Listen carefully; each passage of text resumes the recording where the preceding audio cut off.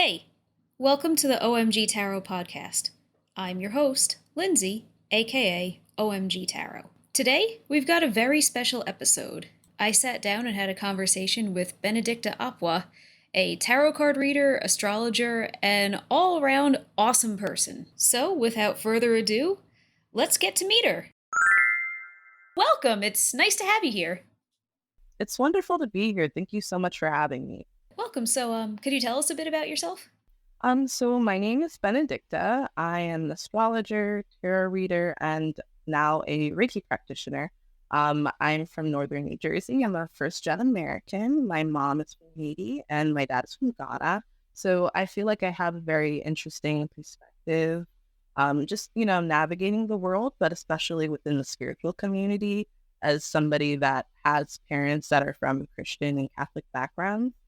But I'm a mom of two, and I have an office in Boonton, New Jersey, and I practice astrology and tarot in person and online. So I do a lot of events, stuff in my office, and I post content on social media, and I also post astrology weekend updates and astrology weekend highlights on an app called Clubhouse. Cool. How long have you been a spiritual practitioner? I would say I officially decided to pursue this since the beginning of 2021. So I've always really liked astrology growing up, always in like the magazines and looking at stuff online. But it wasn't until about 2018, 2019 that I discovered my birth chart. And I feel like from there, it just kind of continued and flourished my love of astrology and spirituality. Very cool. And I gotta ask, what are your big three? Cancer Sun, Gemini Moon, and Rising. Yeah. So you've got a lot of that talky, communicatey air sign Gemini energy going on. Absolutely. I also have three planets, including my sun in Cancer. So a lot of communication, trying to get to know people and connect with them on a higher level. Really fun, but sometimes it can be a lot. Mhm. Yeah, definitely. So it's a lot of empathy in your chart. A lot. I always try to make sure that I meet people where they're at, but I always like to empower and try to help people understand that they can be more than what they already are and also achieve whatever they want to. I feel like sometimes we put so much limits on ourselves and, we can allow ourselves to understand that there's so much more that we can do and not having to hold ourselves back. And is that a big focus in the work that you do? It is. So a lot of what I do is, trying to reaffirm and advise while also trying to nurture. Um, I feel like a lot of what I end up doing is predictive work. I feel like that's a little bit more of my specialty. I am a natal astrologer, so I do focus on individuals and their birth charts and their lives, purpose, things that are going on, and also being able to talk about the past in respect to the present and what's to come. But I do also do other things like electional astrology, which is event astrology. So being able to pick fortunate times to do things. I'm still learning electional, but I integrate it into certain things, and a lot of people seem to like it. Cool. Can you give us an example of what you might do for someone through electional astrology? Let's just say if somebody is looking for a job and somebody reaches out to them and wants to interview them and might give them a few dates or times, I would probably sit down with them and just figure out which date and time is most favorable. The one thing I will say about electionals, it can be a little tricky because it can show you the best times to do things, but it can also show you that certain things might not come into fruition. But it can also give you the idea of if it does come into fruition, how will this benefit you? Interesting. It's pretty awesome. Yeah, sounds like it. That's something I'd like to explore more. Do you ever run into a situation where something has to absolutely get done by a certain time, even though all the transits are saying this is not the right time for that, and that's not going to work out? What happens in that situation? Is it kind of more of like a brace yourself, or is it more of like a, well, you got to do what you got to do, or? Well, a part of it is understanding that things might not work out, but knowing that you do need to move forward. Um, I feel like sometimes people, whenever they explore transits, can get like a little bit obsessive or get scared about things that are happening. And it's just understanding that we do still have fate and free will. There are a lot of things that are within our power that we can still do. And we should use the stars to empower us and not give us more stress.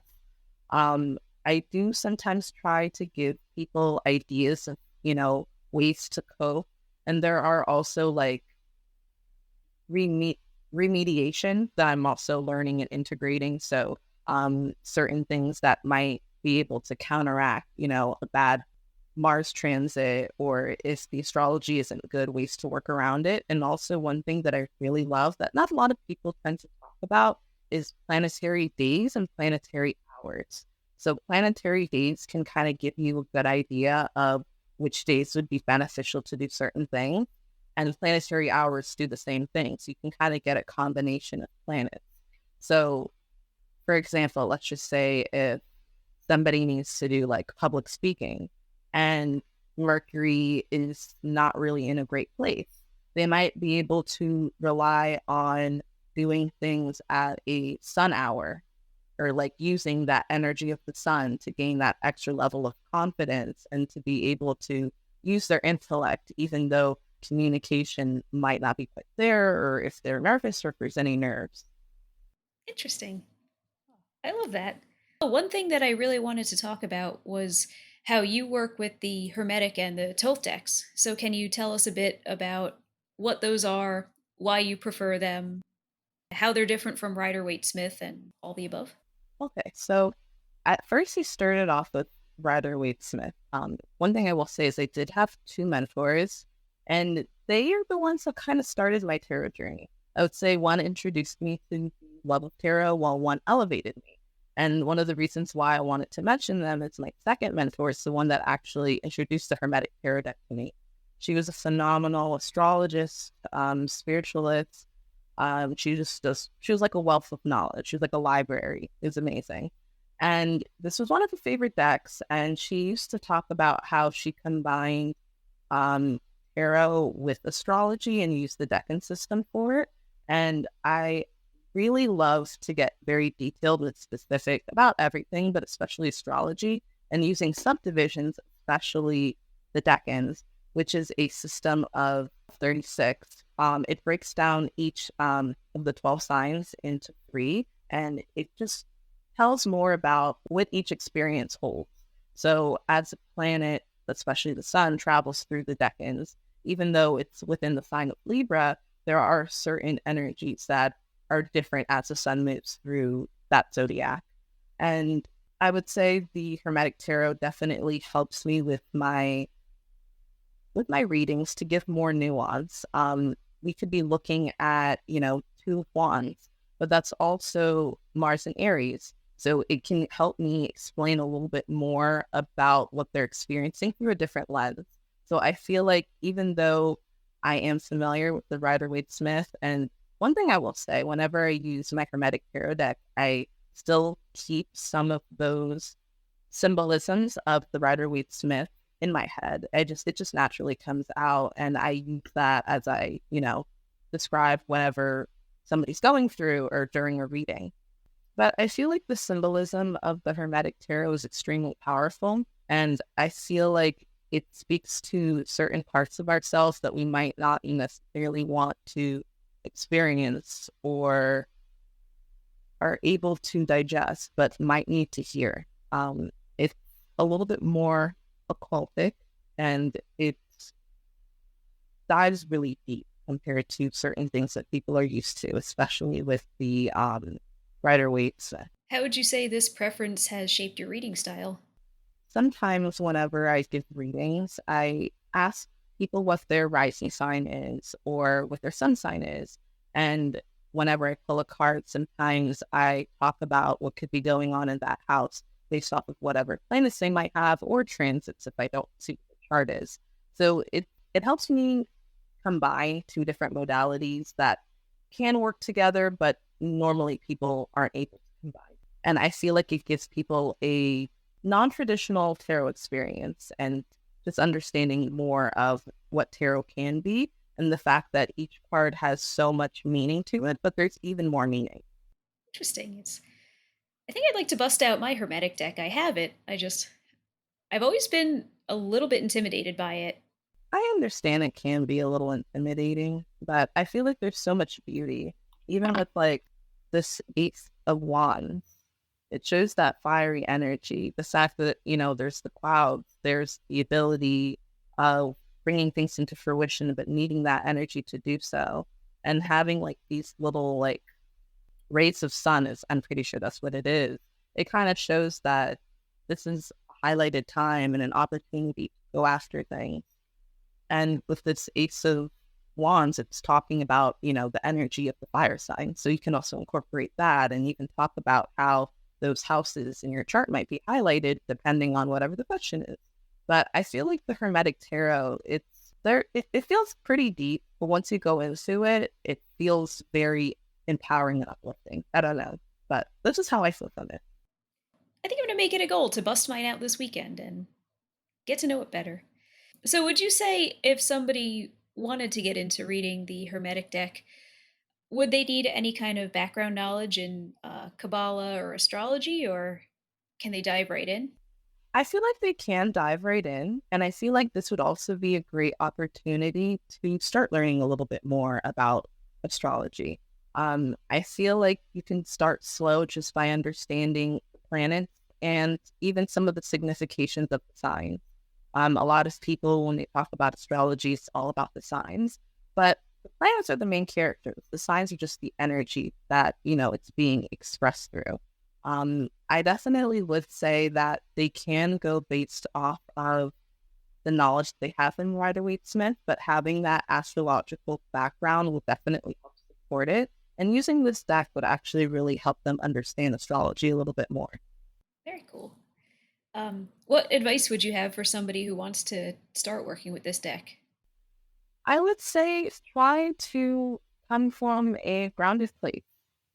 One thing I will say is to try to understand what each card means, aside from the Rider-Waite symbolism, but then also doing some research just based off of what the sun means, what Mercury means, um, getting an idea of what each sign has in terms of energy, like what type of energy each sign expresses. There's also this chart that shows the astrological wheel, but each of the decans on it, if you take a look at that and use that with the Hermetic Tarot, it can really help a lot to understand where each card finds its place and just kind of understanding like this is what the third decan of Aries might mean, this type of energy. And just when you're giving that reading, you can use it to support your delineation of the card or, your interpretation. Now, I've actually seen on a couple of decks that maybe fall somewhere between Hermetic and Rider-Waite-Smith that have at the bottom the list of what the energy of that card is. Let me grab it. I have the Zodiac Tarot, and on the bottom of each one, it'll say Mars and Aries or Jupiter and Aquarius. Yeah, absolutely. I have an Angel Tarot deck that also has that too. It like shows like the symbols for like fire and water and air, but it'll also show like the Jupiter symbol or Saturn for the world. And I feel like just kind of giving that extra nuance. But I would say if you can understand what each planet and sign means, it can really benefit you. And it can also make using the deck feel a little bit less intimidating. One thing I will say is tarot readers that are familiar with Rider-Waite would definitely benefit from this deck if they want to learn a little bit more about astrology, and even vice versa. There are some astrologers that would like to understand tarot and would like to understand more advanced levels of astrology, and this deck could really help with that. So very twofold. Do you ever work with the Toth deck? Because I know there's some crossover between Hermetic and Toth, right? There definitely is. I haven't as of yet, but that is something that I want to get into in the near future. I do have other decks that are similar to Thoth, but closer to Rider-Waite-Smith. Um, I do have this one deck that I feel like there's a little bit of crossover, and I do use that sometimes. But I would say my go-to would probably be my Hermetic. And then also I do have a hologramic Rider-Waite-Smith that I do like to use as well. That's cool. So by hologramic, is it like it's just shiny, like a shiny Pokemon card, or it's Yeah, it's kind of like when you like tilt it in the light, it kind of changes a little bit in terms of like color. Yeah, it's nice. It's cute. People like it. oh, that's cool. Have you always read with these decks, or did you switch over from Rider Waite Smith or Marseille style? I did switch over from Rider-Waite. I still do use Rider-Waite and other styles that are like a variation of the two, and even similar to Thoth, but I would say this is probably like my main deck that I use. I would say it was around the time that I started my mentorship with my second mentor. Um, it's funny because every time I am in the process of wanting to learn something and I might like hit a wall, I end up meeting somebody or like gaining some type of resource that really helps illuminate and show me how things work. And that kind of happened with my mentor. And I didn't expect us to have the relationship we did and for her to impart so much knowledge. But basically what she did is she taught me and, my fellow friends and mentees how to understand tarot through the lens of astrology. And this deck really helped support that. So it's really combining the Decans with astrology and having a true understanding of the energies upright and reversed. And do you bring that perspective into your astrological work? I do sometimes. Sometimes when I'm writing content or even just talking about astrology, I will sometimes bring up different tarot cards and I'll talk about that energy. Like if somebody might be going through a tough transit, like maybe they have Saturn in Capricorn in their first house and Mars is going through that. I'll sometimes talk about the energy of Two of Pentacles and having that duality and, dealing with the extra responsibilities that might come during this time, but then understanding that you're going to need to prioritize and there might be one thing that needs to be left behind or just having to, have a little bit of a balance in terms of your finances and things of that nature. But I do like to bring things up. I actually wrote an article for the Astrologers Co-op. They're doing this project where they're bringing out writers to write about each of the decans. I wrote about Cancer 1, which is also the Two of Cups.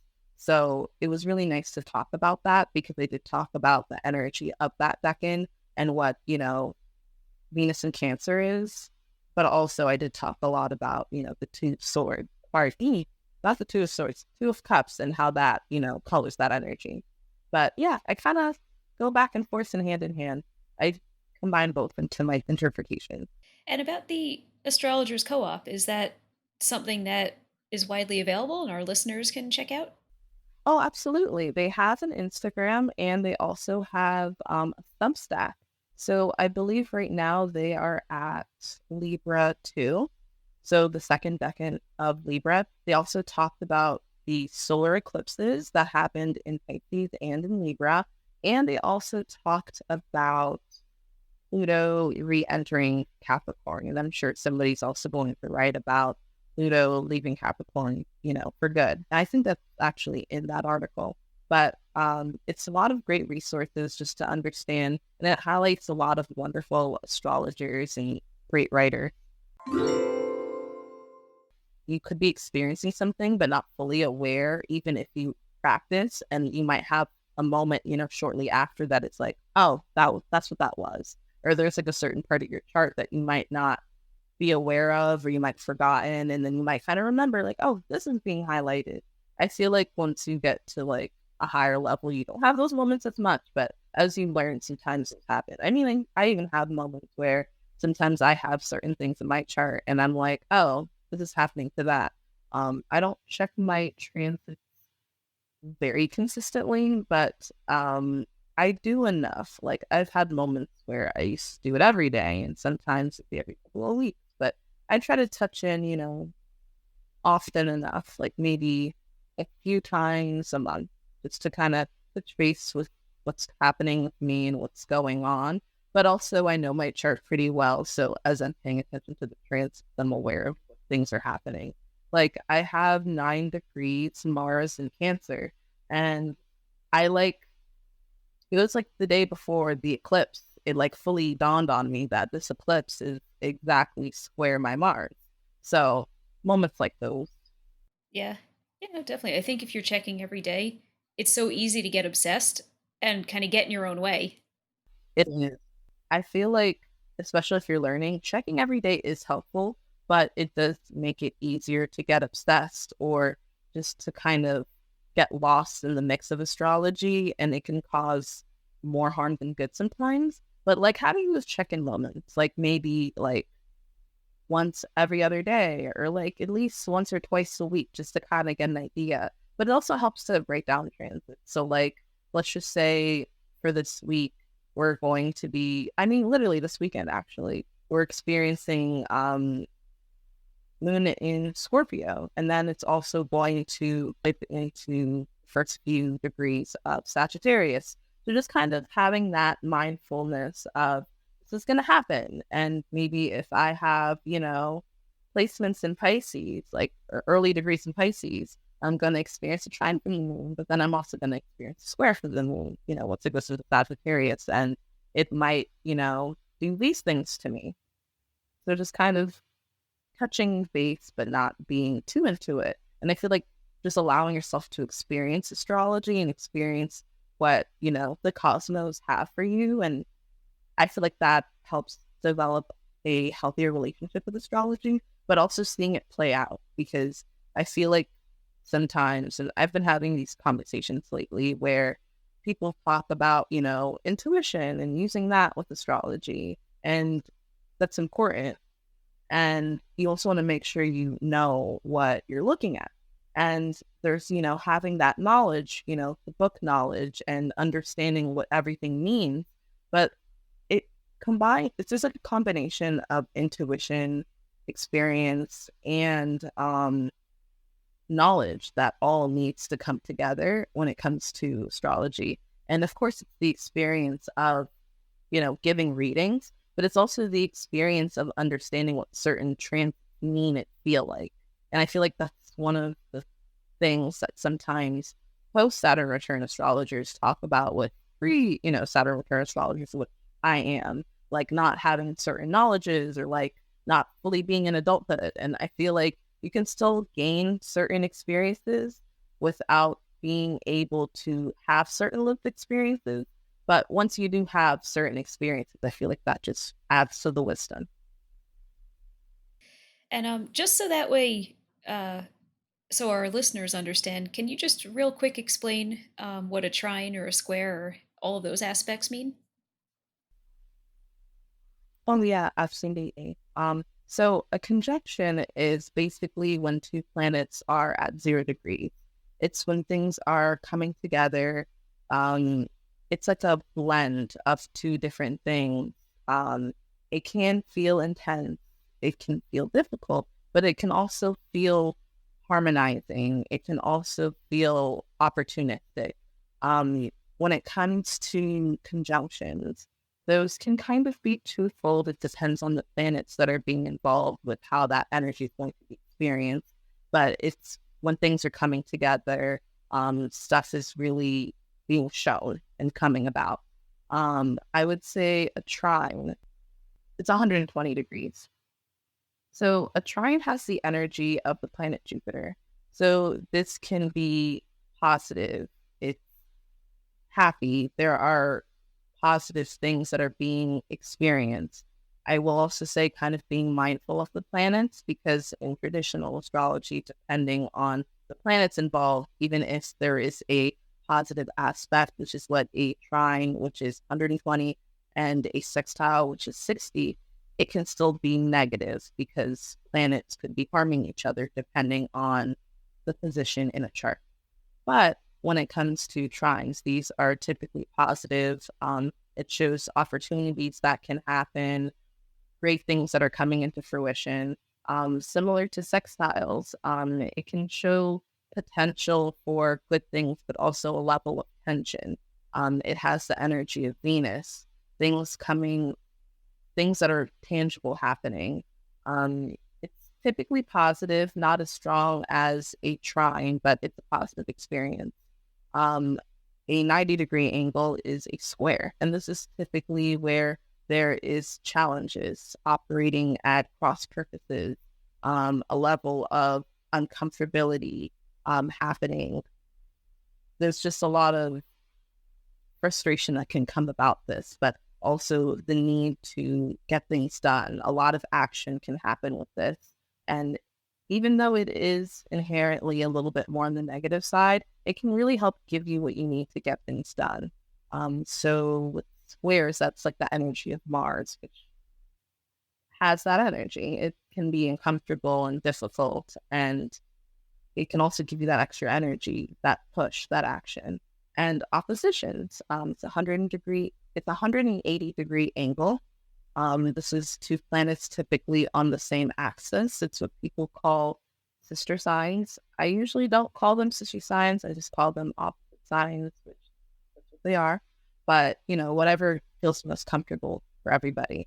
But this is when planets are on opposite sides of the axis. So Aries, Libra, Taurus, Scorpio, Gemini, Sagittarius, Cancer, Capricorn, Leo, Aquarius, Virgo, Pisces.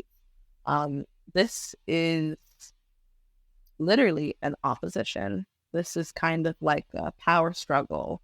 It's needing to find a sense of equilibrium and balance within a difficult situation and trying to overcome and trying to come to a resolution, basically. But it can show there's like a lot of uncomfortable obstacles that could be showing up, and feels like things are kind of happening to you, but sometimes certain things could be happening to allow you to move forward or to operate out of a different realm.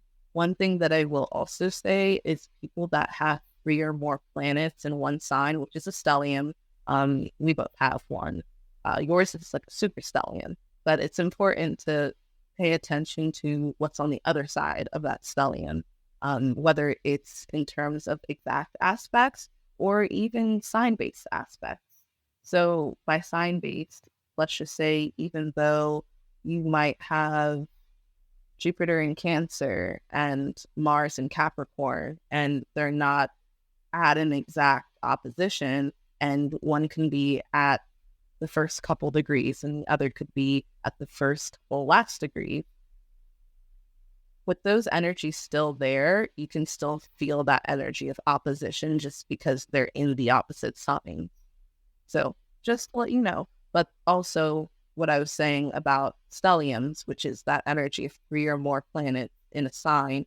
Typically, this is mainly with personal planets, but it can be with outer planets. But at least if you have at least one personal planet, it helps, make the energy make a little bit more sense. But the planets are there, and we tend to gravitate towards that energy and kind of stay in that energy. But there's like another side of the coin that we're not, paying as much attention to. And we may have some level of difficulty because we aren't really balancing things out. So just kind of being mindful of what's on the other side of your stellium is always pretty important.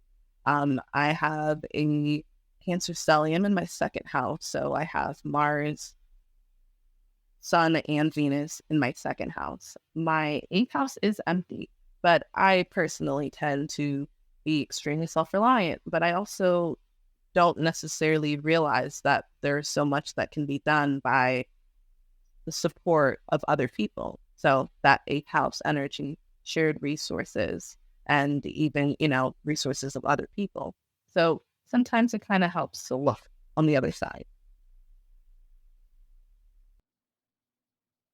Interesting. Now you're going to have me like hyper analyzing my chart because I actually do have Jupiter over there opposite in the ninth house in Cancer.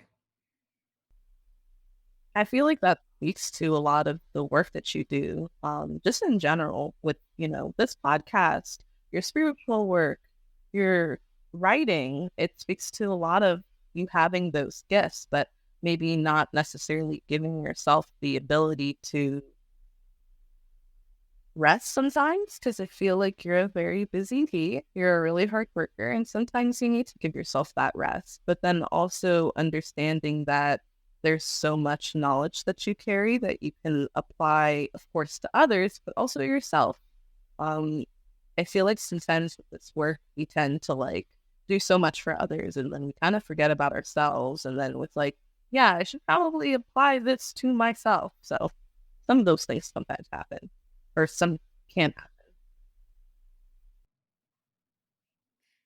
And I've noticed that's a consistency among a lot of people who do the kind of work we do. It's like we pour, pour, pour into everyone else, and then it's like, what am I doing for me?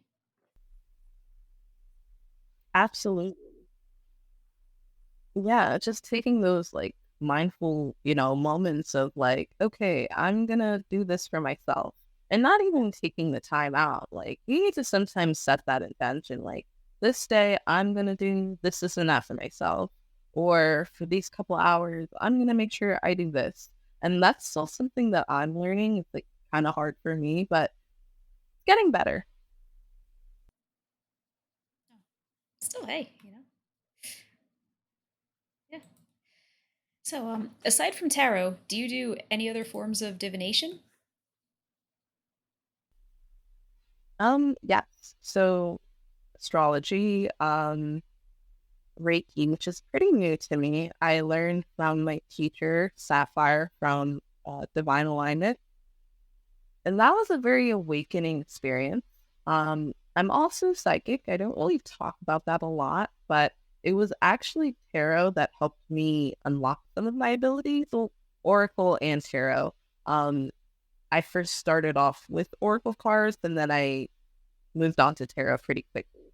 And sometimes I do like to read tarot by itself, but I also like to do both. Um, I do have knowledge in other modalities, but I don't necessarily consider myself as a practitioner.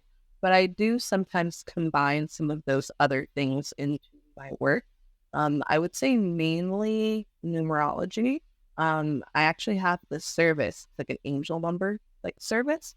So basically, I'll use numerology to interpret the angel numbers.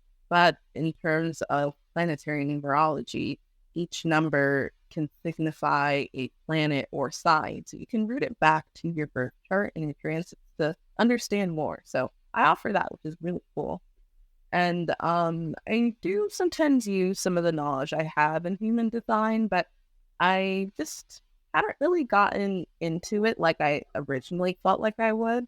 But I feel like astrology and tarot tends to keep me pretty. So, cool. Um, so, yeah, can you walk us through some of your practices and offerings? Yes. So I do offer this service. I call it like a combination service, but I integrate astrology and tarot and sometimes other modalities into it. And basically, it's kind of based off of whatever somebody's experiencing or whatever questions they have or situations that they want to work through. I do offer natal chart readings, transit readings, and one of my favorite readings that I offer is like a happy birthday reading.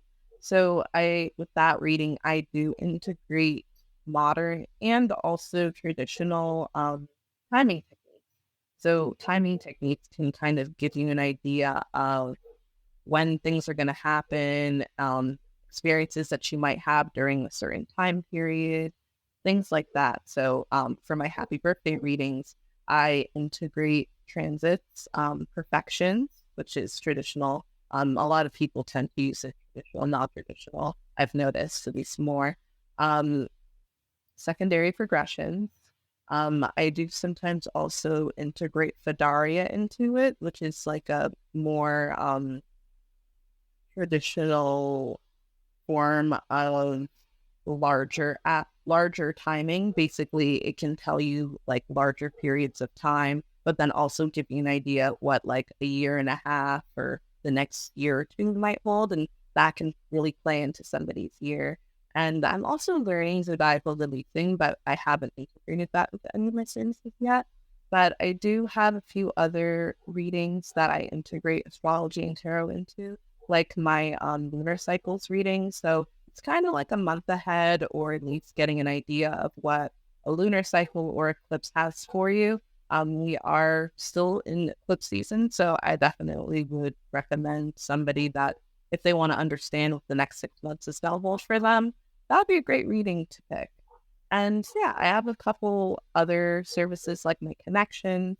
So just being able to understand your relationship with other people in your life. And this isn't necessarily just a romantic reading. Of course, it can be a love reading, but it's also meant to understand partnerships. So this could be romantic, business, familial, or with, anybody in your life that you want to understand your relationship more with.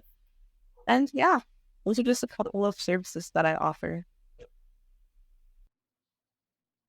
Cool. And if somebody wanted to get services from you, where would they find you? You guys can find me at bclaastro.com. I have a couple blog posts, and I also have my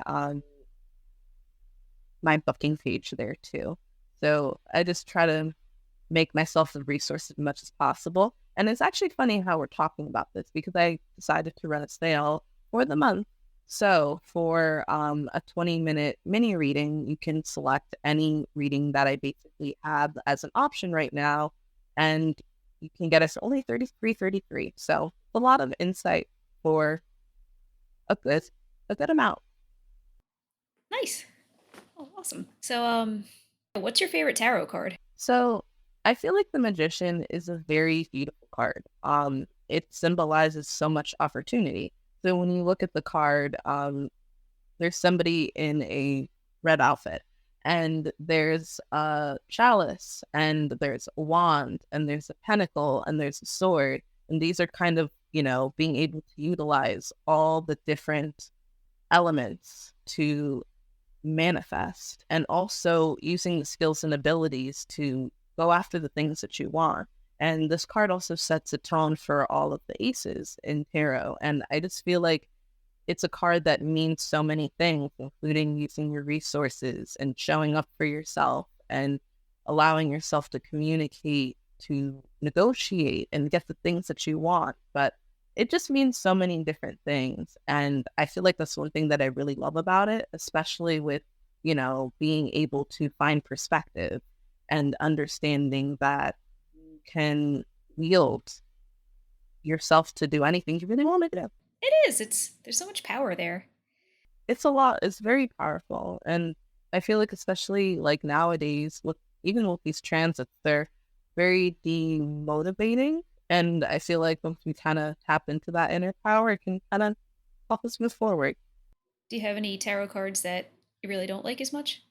Um, I kind of want to say the devil, only because I feel like there's just a lot of negative aspects whenever that comes up, and you have to really tell people that you're allowing yourself to be tied to something that's negative and that's not doing anything for you. And there's also sometimes a level of addiction. And I don't not like the card, but when it comes up, there are certain negative things that you need to really help somebody work through when that card shows up. I mean, it doesn't always lead to that, but it can. And it's not really something that I don't like because of it being negative. It's just kind of helping somebody work through some of those difficult feelings. I don't necessarily mind it, but it can be difficult for others. Yeah, I get you. Yeah. Honestly, I don't like the Five of Wands. It's everybody's nonsense. It's just everyone's crap, and it's like, ugh, calm down. Okay, so if we're talking fives, yeah, Five of Pentacles, that's probably a card that I really don't like. It's not fair. It's like, okay, like you might not be getting any money. You might be going through some difficult financial stuff. Your mindset needs to improve. it's like having to kind of lift somebody up, but also shake them as well. But sometimes some of those things are outside of their power. So, yeah, okay. I would say that's probably my least. That's probably one of the cards I don't like that much. It's, yeah. So, what are your goals for your practice? Just long term, short term? Yeah, where do you plan on seeing yourself? I would hope to have a little bit more of a consistent online presence. I would love to continue to do more events and, even be a part of retreats and even maybe have some events and retreats of my own. And I just want to be able to touch more people online and offline. I feel like I'm prioritizing things a little bit more now, and I just kind of want to push the envelope and put myself out there more. I do have a YouTube, and I would love to do a little bit more out there and just kind of bring more people there too. Cool. Is there anything else you'd like to share? Yeah, I would just want to be able to impact more people. Being able to, have more clients, more long-term clients. I do want to launch a membership in the near future, and I feel like that's one of the things that I really want to do, just so I can have, more meaningful interactions in a place that's a little bit more private, and also being able to foster more community as well. But yeah, I don't know. I just kind of want to keep going, be more consistent, and, meet more people online and offline and impact them in the best way possible or in whatever way that they need that support. But yeah, I feel like having a membership would definitely help. I would also love to do a little bit more with my office in Bhutan. Um, it's a little tough just because I'm on the bottom floor of like a 5 foot, 5 floor building. So it would be kind of nice to just get a little bit more people in there. I feel like I'm mainly virtual. So it would be nice to just be able to see more people coming through my office. Cool. Well, best of luck with everything. I'm excited to see, yeah, how you flourish, and thanks for coming. So, if our listeners want to watch your YouTube, follow you on Instagram, book a reading with you, give us all your details. Where can people find you? Okay, so on YouTube, BCLA ASTRO LLC. Pretty much on every other social media I have, it's BCLA ASTRO, so BCLA Astra. So you can find me on Instagram, Substack. That's where my newsletter is. I would highly recommend it. I'm gonna be a little bit more consistent on there, but I usually put a lot of information on there. And for my October newsletter, I talk about the fall equinox, the eclipse, and also just what to expect for the fall. You guys can, of course, find me on Twitter. That's like one of my favorite places. It's very different than what it used to be, but it's been my favorite app for like over 10 years. And it feels like even when I want to leave, I just can't. But you can find me there. I am also on Clubhouse. I do astrology weekly highlights on Wednesdays, and on Fridays, I do astrology weekend reports, basically just giving an idea of what the weekend is going to hold. And usually I do that under the club that's called Perspectives Edge. And if you want to book a reading with me, you can go on my website, bclaastro.com. I do have a direct booking page, which is bclaastro.as.me.com. Awesome. So, yeah, so you guys heard it. Go and book a reading and take advantage of that October special. And this is the time of year for it, too. Absolutely. It's until Halloween, so all the spooky fun. Awesome. Well, very cool. Thank you again so much for being here. I think this was a really awesome conversation.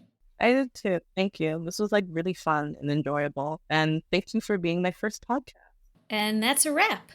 Thank you all so much for listening. I hope you learned something. And thank you so much again, Benedictta, for joining me and sharing all your knowledge.